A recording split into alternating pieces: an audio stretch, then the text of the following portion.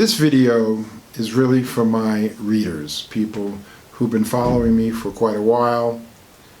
I recently published a Dear Readers newsletter, and we're sharing about my stress levels, and it was kind of an intimate letter, and I got a lot of responses. And I'd like to read the beginning of one of them. Hello, Dr. Circus. We have not met in person, but your recent newsletter strikes a personal chord. What does one do when the gifting of an empath and that of a prophet dwell in the same body? The empath takes it upon themselves the pain and suffering they see around them. The prophet sees clearly deceptions and lies, where others may not. They take it upon themselves the injustices and constant battle for truth they see all around them, as good and evil battle for supremacy. When these two giftings reside in one person, we usually see someone in constant intensity, often feeling tortured within. I felt like a butterfly being nailed on a wall. I admitted in my newsletter that I was an intensity junkie.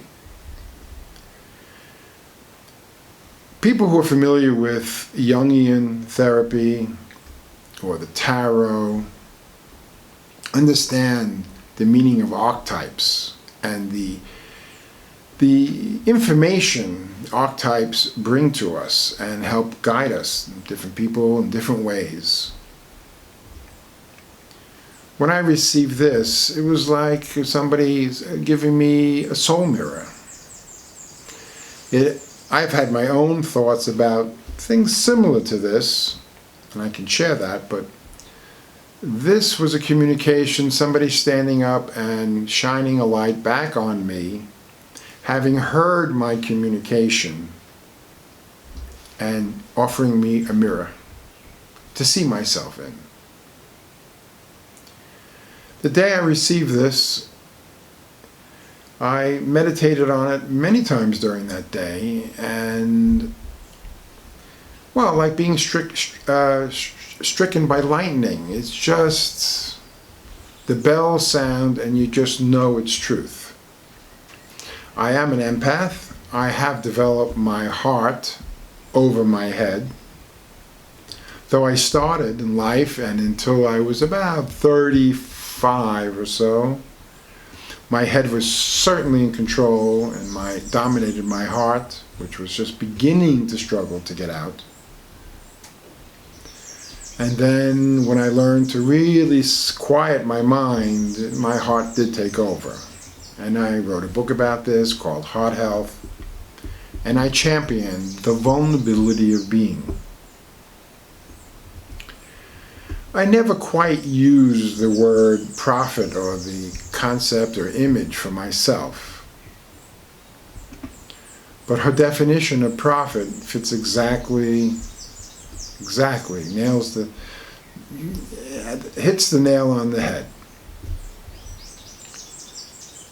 When my heart conquered my mind, it was because I was on a path towards God in meditation, towards pure consciousness, which is something you can realize if you really get out of the head. If you can stop thinking, which I did more than 25 years ago. I could train myself to be able to not think for 20 minutes at a time. After years of doing that, the heart comes out. And when I got on the internet about 20 years ago, I realized that everything on the internet, everything you say is recorded, is permanent. You're accountable for everything you say. And for me, that was like being in front of God, because God, pure consciousness, sees everything. So that has been my devotion, to always speak the truth, because anything else, you're going to be caught sooner or later.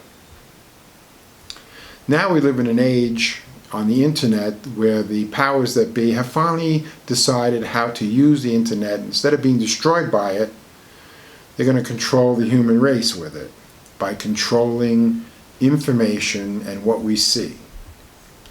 That's a problem for me because I can only speak truth. But truth in the eyes of the mainstream authorities is fake. So I'm a fake. I'm fake news, according to them. But who's really fake?